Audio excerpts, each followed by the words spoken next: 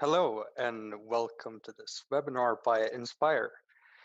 Today I am joined by K.G Charles-Harris. Thank you for joining us today, K.G. It's my pleasure. Thanks for inviting me. It's great to have you. My name is Leonardo and I'm the project manager of Inspire 2021. So today KG is going to talk a bit about how to run and develop a business, since he has a lot of experience in this field, being the CEO of and founder of Quarrio.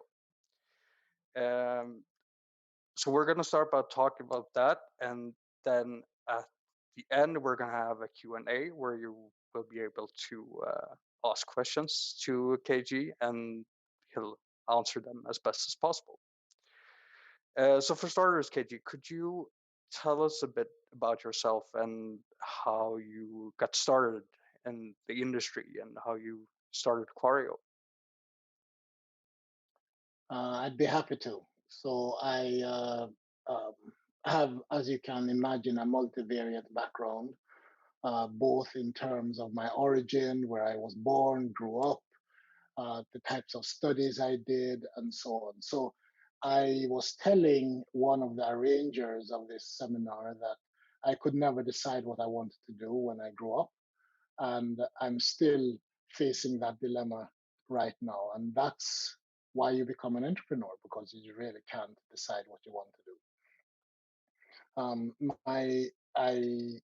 I started in university studies. I've studied things like military strategy and tactics,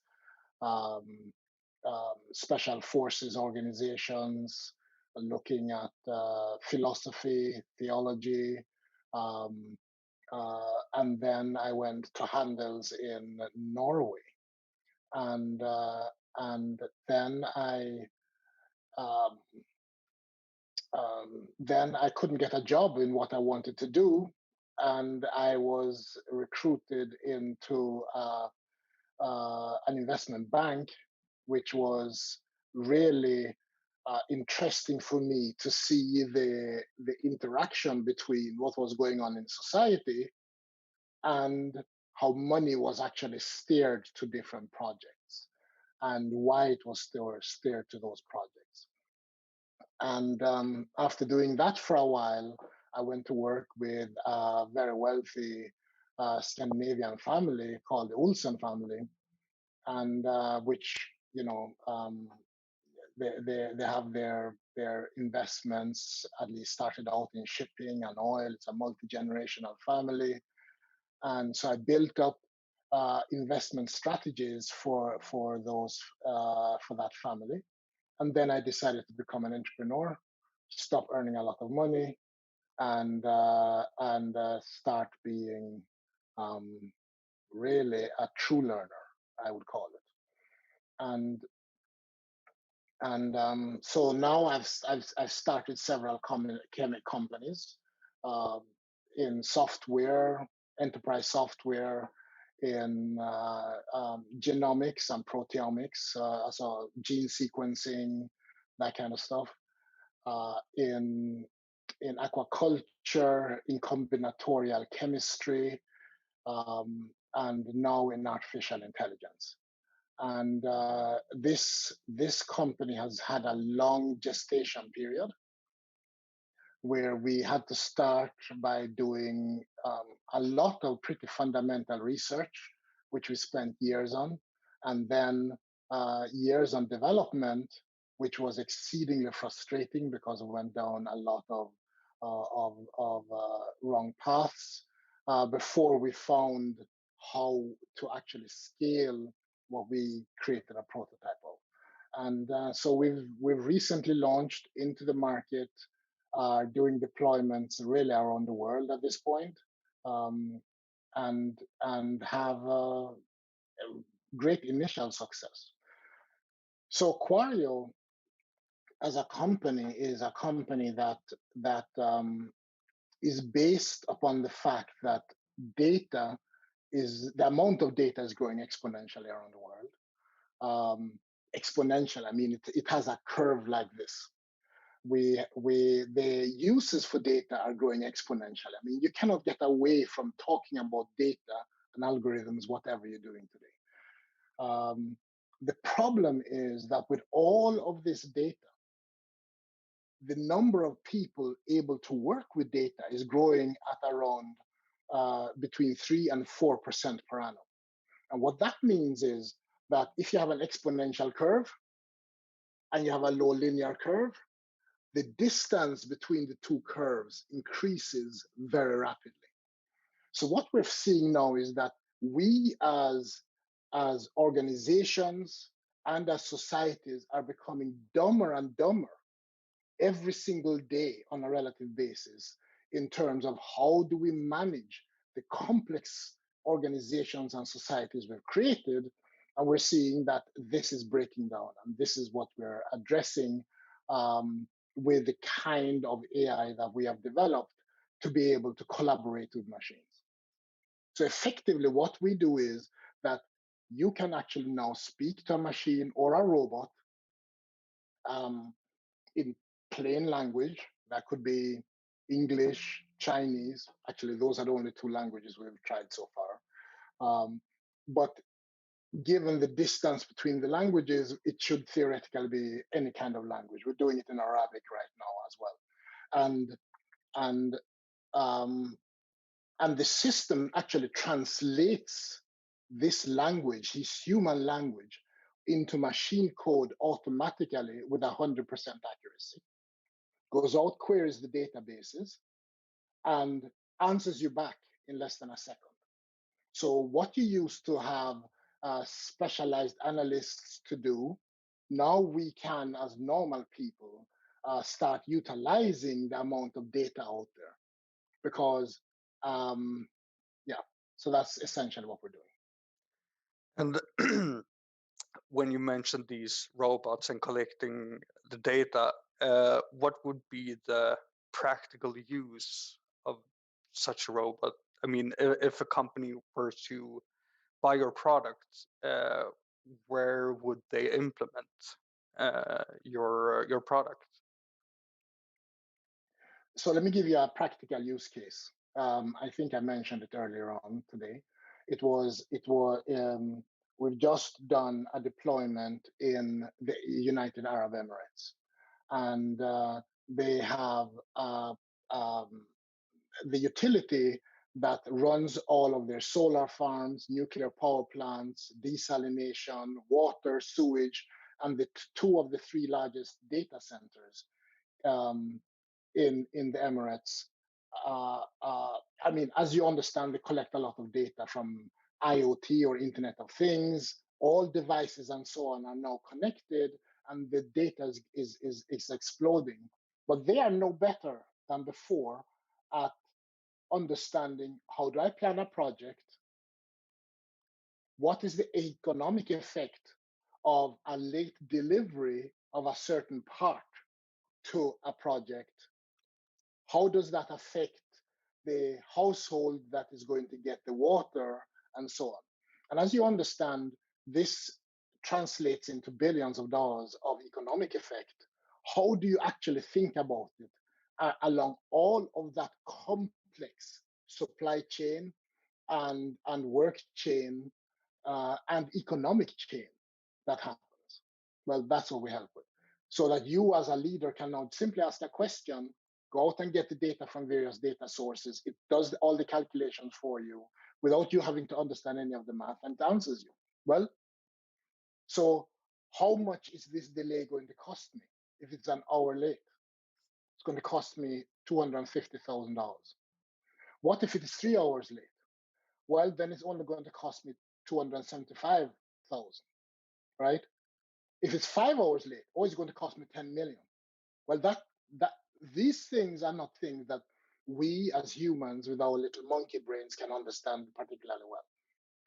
So the difference is that the robot would be able to comprehend all this data and all that goes around it. I can interact with the robot using plain English. Okay. I mean, think of having a really smart guy beside you, or woman, and that person is able to look at data, so and answer you any questions in a field that you know something about, but you cannot dig down into everything that you need to have, right? Okay. And even with machines, we still can't do it.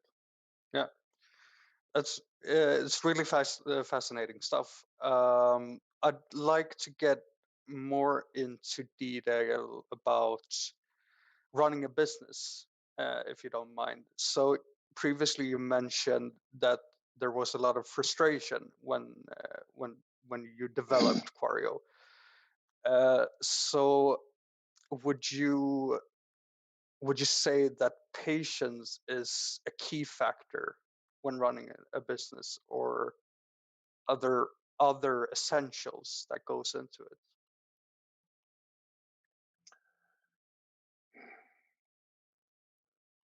I would say that impatience is probably a more important quality than patience.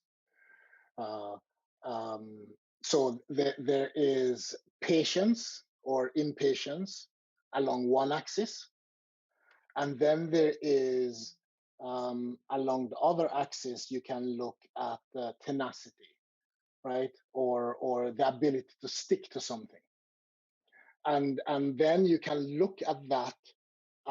Actually, you can look at it mathematically, and you can say, okay, there is an area where the tenacity and the impatience creates an optimal result, right? Now, one of the core things about being an entrepreneur is when you study organizational psychology, for example, you learn the concept of sunk cost and that kind of stuff, and the fact that as human beings we have a tendency to continue investing in loss-making endeavors. A core skill for an entrepreneur is to, while they have a vision, it is to be unrealistic. So, for example, um, um, not only do you need to be able to delay gratification, but you need to also be able to be realistically unrealistic. Because most people, I mean, throughout this project, people were saying to me, oh, this cannot be done. It's going to take 30 to 50 years until you can do this technologically. We've done it in 7 years. And it was really hard and frustrating, and I lost a lot of money. But still, to stick with something for that period of time when everyone is telling you, at least here in Silicon Valley, hey, don't do it, it's madness, and still to have that belief is hard. So I would say that as a young person, I presume I'm mostly speaking to young people, is to really have good advisors around you who are older. That I think that for me, having good advisors around me that was older has been one of the keys to actually getting through what we're doing right now. So when you've had those people around you, have you hired them to your company, or do you have them as mentors? Do you have a person or several people that you look up to and thinking that I want to be like this person? No, I don't really. I want to be myself. I don't really want to be that person, but that person is someone I respect and look up to, of course. So, for example, I have a guy, Earl Sachadoti. So, do you have iPhones? If you have an iPhone, you know Siri on the iPhone. Well, he was one of the leaders of the team at Stanford Research Institute that developed the technology that went into the iPhone and then went to Apple and continued developing it. Right? He's an older guy. He's almost 70 years old at this point, but really, really smart in one sense. And he came up to me at one presentation that I held, and we became friends. Another guy is the former global head of research and development at IBM. So if you're I also know the guy. So you're familiar with things like standard query language or DB2 or Tivoli or Watson, IBM Watson. Then you're familiar with some of his work because he led all of that work for about 20, 25 years at IBM, which has created the foundation of a lot of the technologies we have today. Not people who are either of them that are really famous, but if you go on Wikipedia and look at the history of artificial intelligence, well, then they turn up. I wasn't aware of it at that point. I just saw that, hey, these are older people who have something to offer, and I cultivated a relationship with them, and that's really why. Had it not been for them, I would not have succeeded. I understand. So that gets me into some of the questions that we have received from the chat, and it has a lot to do with networking and connections. So with what you just said, how important is it to, for example, get out on social medias and network with entrepreneurs and other people that might seem interesting? Or do you find it more important to surround yourself with people that you like and you enjoy talking to? So I've just hired a guy who I'm going to be promoting to become chief operating officer at Quarrio. I mean, I've known him for a few years, and he's actually the reason why we're in the Middle East and we're doing so much work in the Middle East right now. He's an extremely frustrating guy. I mean, literally, I was on the phone with him this morning, and I was so frustrated. Well, why was I frustrated? Well, the guy, one, he's smarter than I am. I love that, right? Same thing with your father. He's smarter than me. So even when I was young, I was smart enough to cultivate relationships with people who are smarter, right? Then on top of that, it was he actually I lost my thread of thought. So you were mentioning that you have an employee who's smarter than you, Right. and you love that Yes. he's smarter than you. Yeah, and then but his desire for success, his desire for excellence actually surpasses mine. And that's frustrating when someone is all the time nagging you and pushing you, and you're their boss, and you have to keep up to them. That's actually a challenging situation. So that's why I'm promoting him. So he keeps you on edge and always. He makes me better. Yeah. Okay, that's interesting. Makes me better, right? And so around you, you need to have people who make you better, whether or not you like them. And I mean, I like this guy. He has the right types of ethics and values. And I think that is more important than anything else. And I think that as human beings, we tend to deal with people we like versus people who are good for us. Okay, I understand. But how would you get in contact with people that you need for running a successful business? Would you use social medias, or would you travel when after COVID, obviously? Where do you start? I speak. So I mentor a lot of young people, right? And one of the reasons I do that is because when I was young, I was extremely ignorant. And let's posit that I'm still pretty ignorant. I just have been kicked in the teeth quite a bit, right? So my level of ignorance may be almost in the big picture as great as your level of ignorance. The only advantage I have is that I've been kicked in the teeth, so I'm probably more aware of my ignorance than you that awareness is what causes certain actions for me. One of the things that I see in the present generation using social media and tools like that is that there is a confusion of quantity versus quality, and it's actually a pretty American thing. It's not that Swedish, where in Sweden people actually values long-term relationships in a very different way than they do in America. America is a very transient society, right? You go to China, China is extremely transient and transactional as well, but not on the high levels. So wherever you go in the world, you're going to see that in 30 years' time, the relationships that you cultivated 30 years ago and have continued cultivating is what's going to enable you to have people you trust around you.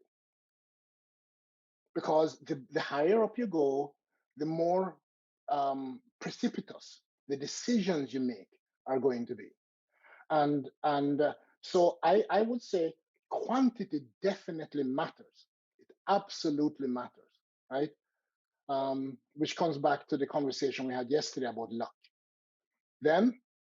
But quality, I would personally say, matters more. Because those are the people you trust to tell you the things that you wouldn't listen if someone else told you. So not finding the right amount of people is about finding the right people that helps you and develops you. You have to do both. Yeah. You have to do both. And I think that in today's generation, it is so easy to go on social media. I can be lazy and I can have all of these lightweight relationships.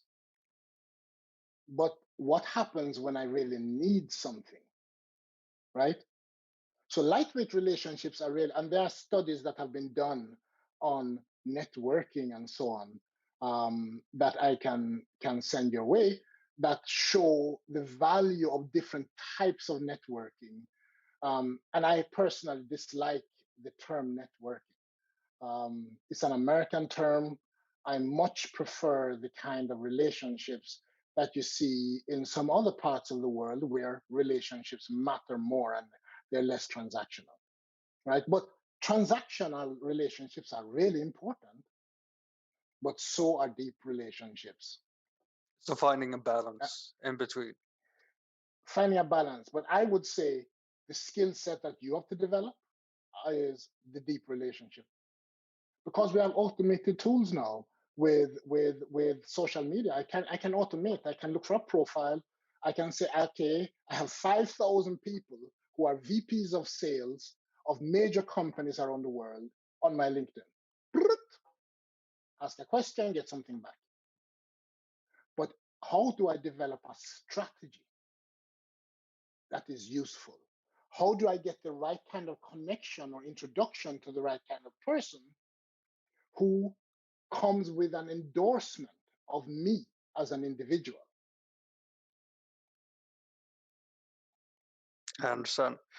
So we only have about 6 minutes left, and this is really interesting. But we have been receiving a lot of questions about general tips and tricks about starting a business and the do's and don'ts, and also what traits and educations you need to start a successful business. So to start with, when you're a newly graduate and you want to start your own business, what are your tips? What should the person do, and what should he or she think about? You know, there are so many different situations, and as I mentioned yesterday, luck is such a major part of everything. I mean, I have been very lucky, and because I have been lucky, I can do things that other people who are less lucky could not do. But how do I know I'm lucky? Well, I can only look back in time and say I was lucky, right? all the stupid stuff I did when I was young has not had a real effect on me now that I'm old. So, as a new graduate starting a business, I think that the first thing that you have to think about is your tolerance for pain. How painful can things be? Because being an entrepreneur is really painful. Okay, at least it has been for me. It has been very, very painful. So if I can tolerate that pain, and I know when I read TechCrunch and I see all these success stories of these people, every year there are a few hundred people that are really successful, and then there are 50 million that have tried that are not particularly successful at all. So we are influenced by media to think that things are less painful than they actually are. Okay, so that's the first thing that I think you need to think about is understanding your tolerance for pain. Secondly, is what kind of competence do you have to start a business? The more competence you have, the easier it will actually be. And how do you the develop easier it will that? be to partner with people. But how do you develop that competence?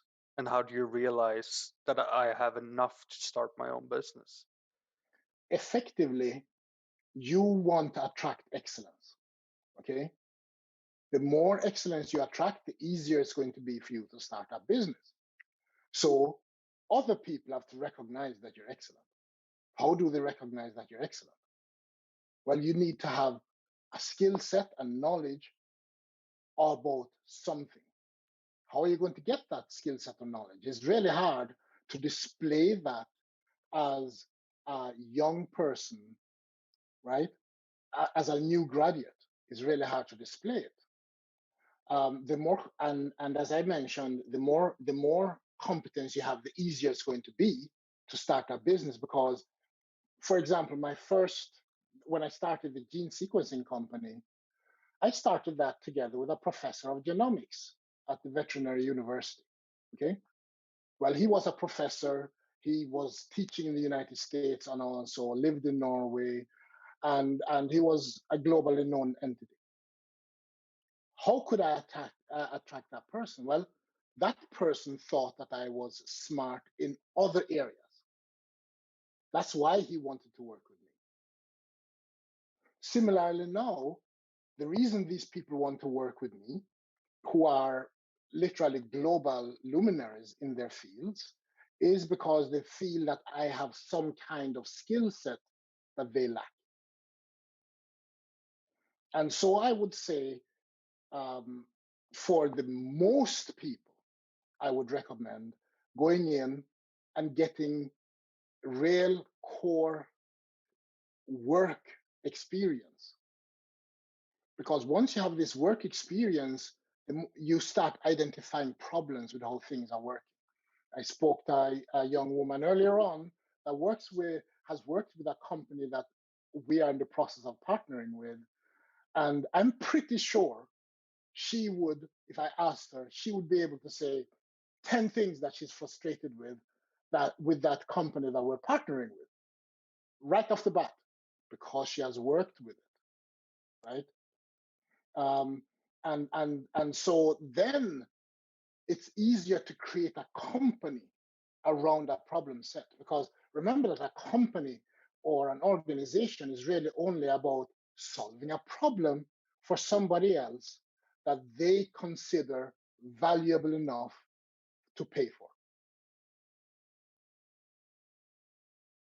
Understand. These are really good and important tricks, I'm sure. We have 1 minute left, so I'm gonna ask you one final question here. Since you talked about, and I will speak very quickly. I don't believe you can do that, but we'll try. You talked about luck earlier and how important it is, but can you, as a human being, create your own luck, and to what extent?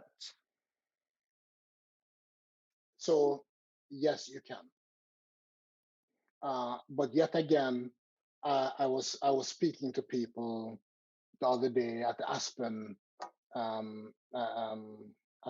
Center, and I was saying, hey, a major driver of luck is access to capital. For example, if you have access to capital, you're going to be more lucky than other people. One of the core reasons, pardon? It's 7:30 now, so I'm gonna have to cut you short, unfortunately. But well, thank you for the honor of speaking to you all, and thanks for inviting me, Leo. Of course, it's been great having you, and you have very much interesting thoughts and ideas, and I feel like half an hour speaking to you is not enough. Probably 2 hours isn't enough either. I know that you can go on for many hours about this, but it's been really interesting, and you've experienced it. I have. But again, thank you for joining us, and thank you for getting up early in the morning and rearranging your calendar to join us. So yeah. And thank you very much. It was a pleasure. It was really a pleasure interacting with you and the others in the team. Amazing. So to finalize, thank you everyone for watching, and do not forget that tomorrow we're gonna host the event, so don't forget to sign up to our career portal if you haven't done so already, and I'll see you all tomorrow. Goodbye. May I say one more thing before we go off? You may. Your mother's birthday is today, so I wish her a happy birthday if she's listening. I don't think she is, but I'll tell her that you said so. Thanks. Okay. Have a great day, everyone. Goodbye.